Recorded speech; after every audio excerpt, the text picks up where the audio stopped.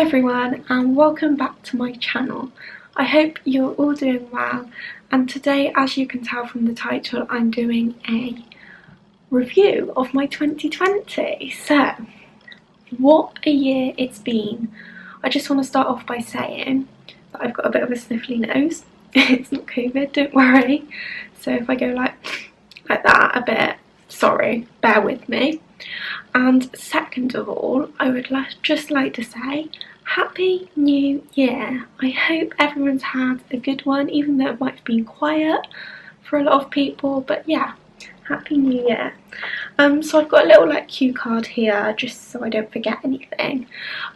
Basically, looking back on my last year, it has been crazy, I think, and quite a few things have happened that were a bit unfortunate, but I've battled through it and I've got through it. Obviously at the start of the year, lockdown caused my mental health to be quite low, so yeah, I wasn't in the best state really, and I wasn't loving myself. But I feel like 2021, because in 2019 I set out a goal, and that was, well, I set out two goals. Firstly, I set out to love myself more and really work on my body. I was all about getting that bikini body, but the problem is now I realise that there's no such thing as a bikini body, and I'm much happier with myself now, and I'm still working on myself, so it just shows that you don't need to have a perfect body to be happy. And I really realised that, I think, in 2019. In 2019, I was the most unhappy with my body, but I didn't care.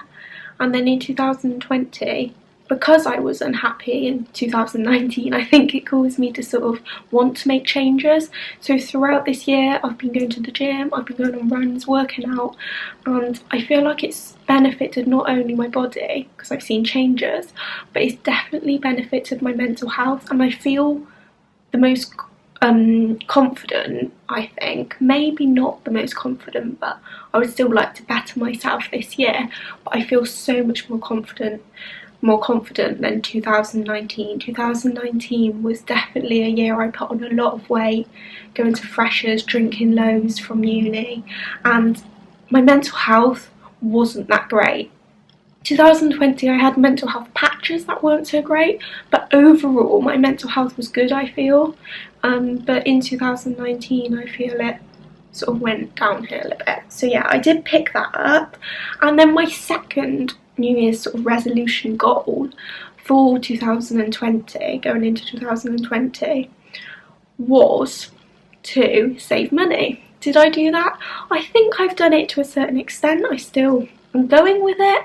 I'm still trying really hard, but this year's focus is to save money for travel, whereas last year's focus was to start investing in my future. I paid money every month into an account, so I was putting £45–50 away every month, and I've still got that account, and that is going into a house saving, and I will use it at some point, but not yet. I'm just keeping it there because I am living at home a bit. But yeah, I was really proud of myself for that, because I am a massive spender, and if anyone knows me, well, I have had financial problems where I've just been spending way too much money.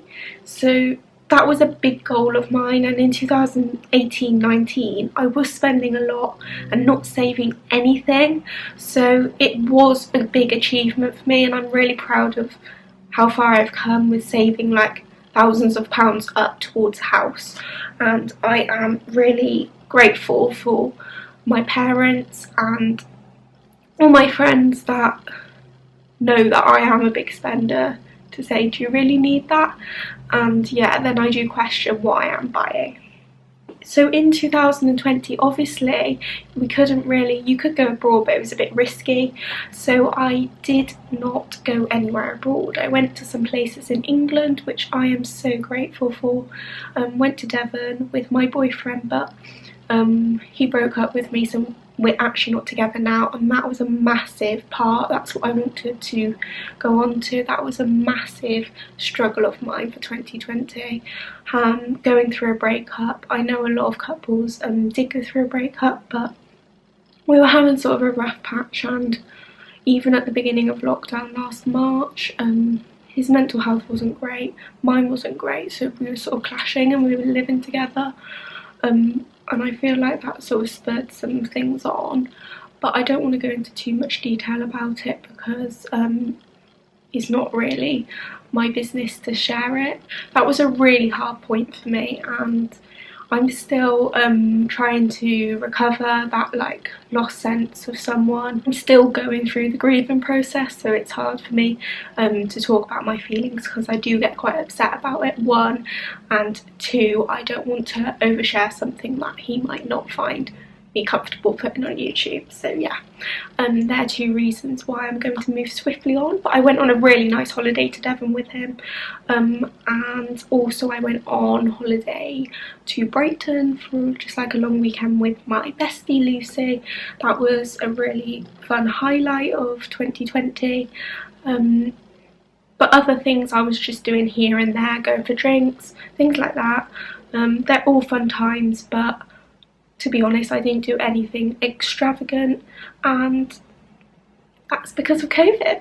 And 2020 was the year I became to be proud of my grades and my assignments. I've always struggled academically, and I feel like I actually sort of started having an upward spiral of my grades and sort of like putting myself and believing in myself, believing in my work that I did and the essays I submitted. If you believe in yourself, one, you're going to have more motivation and spend longer on it, and two, you're going to obviously get the higher grades. So yeah, I was proud of myself for pushing myself, and I want to continue that in third year because I really don't want to come out this degree with a third. I would ideally like to get a first, but I just know I won't. So I am aiming for a 2-1, and I just don't want to get a 2-2 or a third. I know I won't get a third probably, but I don't want to get a 2-2 because I want to be proud of my achievement. And I know when you're a nurse, you're just qualified. It doesn't matter what degree classification you get, but it's important to me, and it would mean a lot to me if I accomplish a 2-1. I'm not putting that religiously on me for 2021 summer, but it would mean so much to me if I do get that. So yeah, but I'm going to do accomplishments in a minute for 2021. Let's stick with 2020. So yeah, I also in 2020, this was sort of October, November time, I did start counselling, and this is something that I was thinking about for a while. I was just thinking, is it worth the money and time? But I found a low cost one, and I've been speaking to my counsellor, and it's been really helpful. We've sort of been having weekly, sometimes 2 weekly, depending on what I'm doing, sessions, and it's just been so good to look into my childhood and see what, because I do sometimes still get overwhelmed, anxious, stressed about things, and I do sometimes act in a way that I regret after, such as, sorry, the phone's ringing downstairs, so I overthink things a lot. So yeah, it's been really beneficial, one, to look into my childhood, to why I react or behave in these ways in certain situations, and just develop my like emotional maturity. I already feel like that's coming straight away from talking to these things about my counsellor, so I feel like it's a really good way to sort of just to speak about what's on your mind in the moment and get supportive help and interventions that actually benefit you. I also started my job as a nursing assistant properly because it was all being set up in 2019, 2020. I started doing shifts and things, so I'm really proud of doing that alongside uni because it's not easy and you are financially not in the best positions at uni, so you do need to have a job really if you want to live your life like nicely and do things and not just be stuck at home all day. But obviously a lot of that money did go into savings, to be honest, because I wasn't really doing that much with it. But yeah, I think I did buy a lot on Depop with that money, so that is not good, but it makes me feel good, so it's alright. I also started Arbonne, and I didn't continue with this just because it wasn't my thing, but it's always good to try new things, and that's what it's all about, taking chances that you haven't done before and could be okay but could not work out, and that's what it was for me. So yeah, Arbonne maybe in a few years or maybe in the future, but not for me now. And I did turn down so many brand collaborations and partnerships that I got messaged through Instagram in 2020 just because of my time and wanting to focus on my work more. But this year I feel like I want to do that, especially after like March, because that's when I'm just doing placement and I don't have any like work submissions or anything, so I want to get that underway and do a lot of like collabs with brands I like and things on Insta in 2021. So that's sort of my first goal for 2021. I've already said that. I want to keep saving money for a house because that was really giving me a buzz last year, because I thought I would never come to the day where I could say I can save and I'm proud of it. So yeah, I want to continue doing that.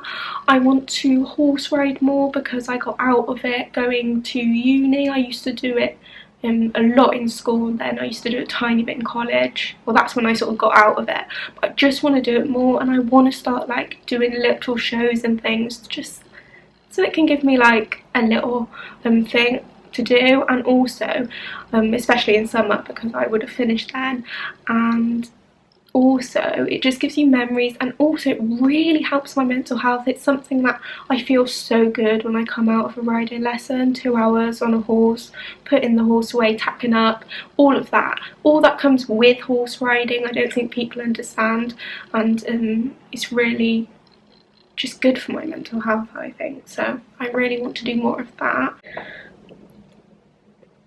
I would like to get underway with my career because I have got a job lined up as a children's nurse in September. That's when my preceptorship starts and I start my job. So I would really love to just accomplish that in the last few months of 2021 really. I want to do fitness every single day, and I mean every single day of 2021, and even if it's just like a 10-minute workout, I want to do that before my breakfast or a run in the evening. I have been doing that a lot anyway, just mainly for my mental health really, and it just keeps you active. If you just feel sluggish and lethargic if you don't move around, even if it's for 5 to 10 minutes every single day, sometimes longer, sometimes 20 minutes. I just want to do that bit of fitness. Another thing, I want to get dancing lessons, and this is something I've been saying for ages. If I was a star, I would absolutely love to go on Strictly, but I'm not, and I would love to get dancing lessons because I was in the dance society at uni, but then it fizzled out because of COVID. No one could meet in that tiny little room. Everyone would have probably got infected. So yeah, I'm really annoyed about that, and I really want to get back into dancing. Not that I've ever danced before, but I just want to learn it. I want to learn that new skill in 2021. I really hope I can, and I hope it's not too expensive. I want to do some modelling. I've already been on the phone to some modelling companies, and I really want to take up new opportunities just to like model a bit, because my mum was a model when she was younger, and she's so inspirational. When I look at her pictures, I just think I would love to like do that for like magazines and stuff. She was in a magazine when she was pregnant with me. She was in commercials. She was in just different things really, like little things. Obviously back then modelling wasn't as like elaborate as it is now, but so many more people are in it now, so it's actually harder to get opportunities. But yeah, I would love to do that and sort of look back into what she achieved as a model.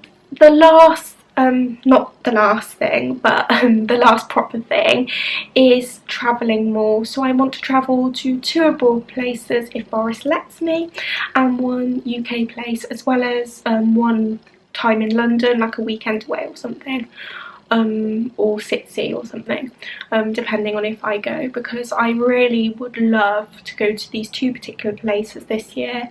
I would like to go to Croatia with Anya, or like a hot country, just like as a 5-day getaway, with maybe Lucy, basically a girls trip thing.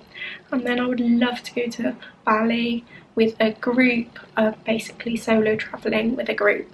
So yeah, they're the 2 things I would love to do.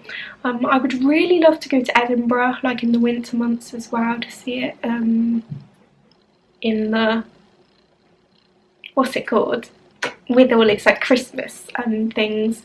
I would love to go to Edinburgh, but if not there, just a new like UK city, anywhere, Milton Keynes, Bath. I haven't actually like properly been to Bath at Christmas, so I would quite like to go then. I just like to go somewhere new. I have been to Bath before, but not for very long, and it's often been for certain things, so I haven't really like explored it. And the last New Year's sort of resolution is not to be dependent on others, and this is third from like sort of a lot of things.